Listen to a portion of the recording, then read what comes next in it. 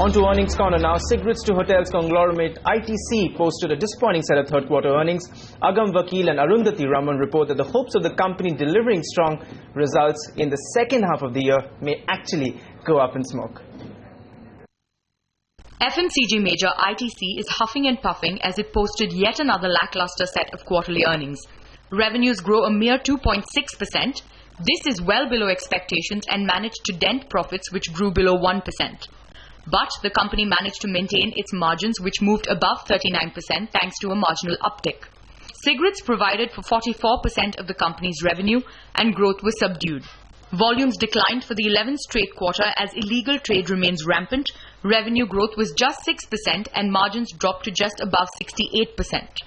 With HUL and Nestle stepping on the gas and Baba Ramdev's Patanjali making a splash, ITC's FMCG business also took a hit. FMCG growth was just 7%. The agri-business continues to contract and the paperboards business saw no significant growth as demand remained tepid. Hotels business managed to provide some solace with 5% growth, but margins came under pressure. This could be yet another missed opportunity for ITC stock to see a re-rating. It remains to be seen if the company can bridge the widening gap in the fourth quarter. In Mumbai with Agam Vakil, Arundhati Ramanan.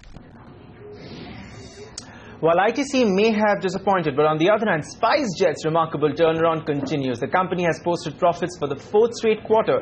Sonia Shanana joins us with a breakdown of all the numbers. So Sonia, strong show once again from SpiceJet.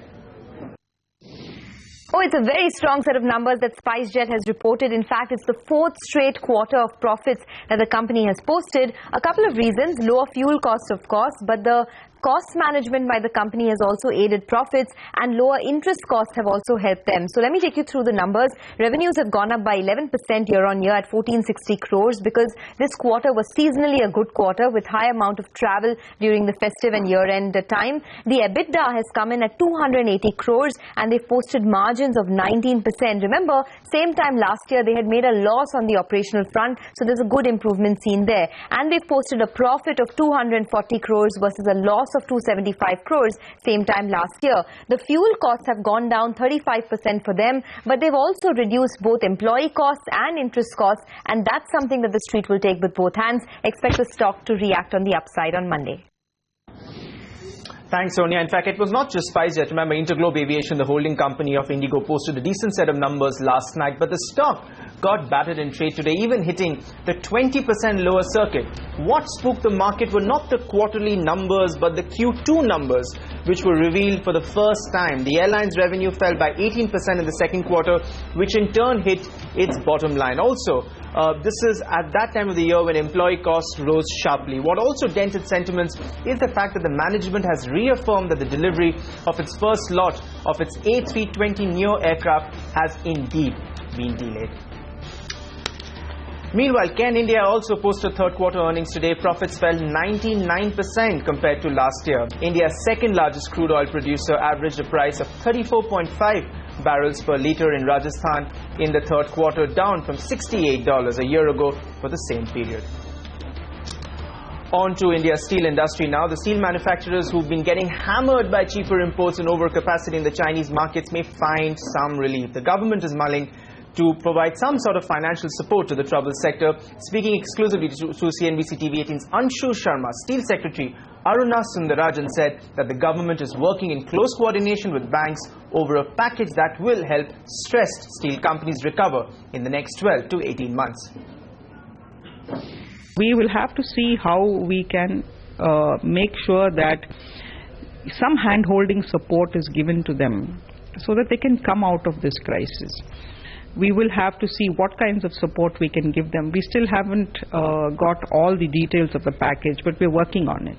There are several suggestions that are being put forward. And as I said, also to see whether there are other policy measures that can be brought in to help them tide over a situation, give them a little bit of breathing space, so that they can then recover within the next 12 to 18 months.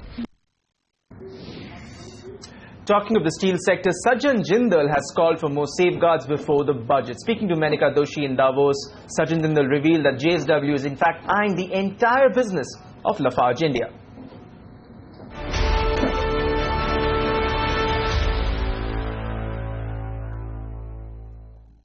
we are telling the government that while you do the safeguard, 20% safeguard is good enough. Okay. But on that product.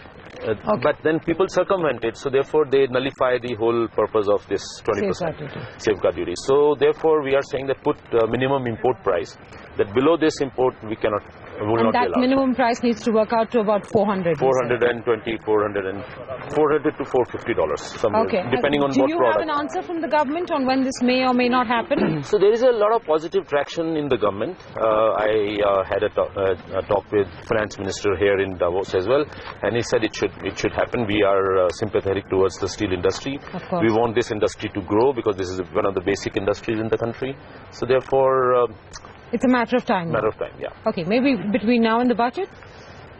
Yeah, keeping our fingers crossed. Yeah, should be earlier. Budget is still far away. You know, the other area where you were looking for acquisitions, to justify my introduction as the deal man of India, I was told that you were looking to invest about 4,000 crore rupees to double both your port and cement capacity. So port to 62 million tons, cement to 17 million tons.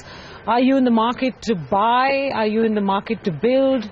So no. So the port capacity, we are doing our brownfield expansion, organic, brown and greenfield, and cement to 17 million tons is organic.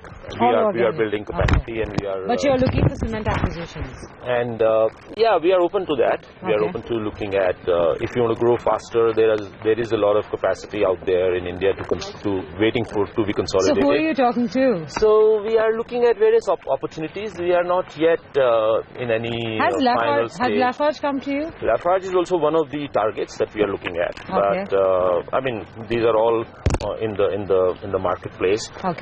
So we are looking at those, and but nothing yet has been concluded. There's no finality yet on anything. So how much are you looking to acquire in terms of cement capacity? So we haven't put any number to that, but we are looking at doing about 30 million tons over some few months. Few years. We hear that Lafarge might be willing to look at selling all of its business in India because of its run-in with CCI. Are you talking to them for that deal? No. So we are looking at Lafarge also, but there are many others. But the entire Lafarge India business? Yeah, entire Lafarge India. Entire Lafarge India business. That's about 11 million. And who are the many others that you're talking to? Which regions of India are you looking at these acquisitions for? In the eastern part of India, in the southern part of India, western part of India. So we are looking all across. How do you intend, or what is the plan to raise capital to fund all of this? So if you're doing a Lafarge deal or buying cement, we will be bringing in some private equity, or we will be raising some because we own 100% of the companies.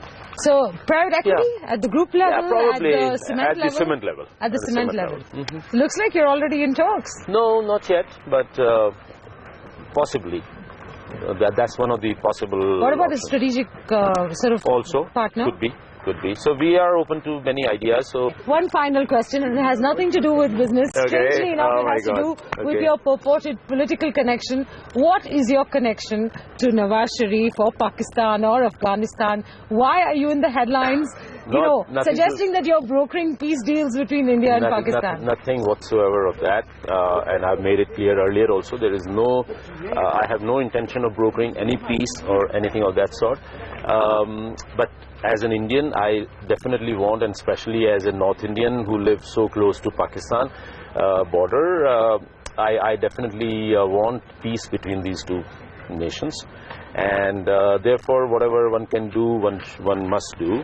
And it's my real desire that these two nations come together. At least they must talk to each other. They must reduce tensions between two countries. And but frankly, I have no role to play in this.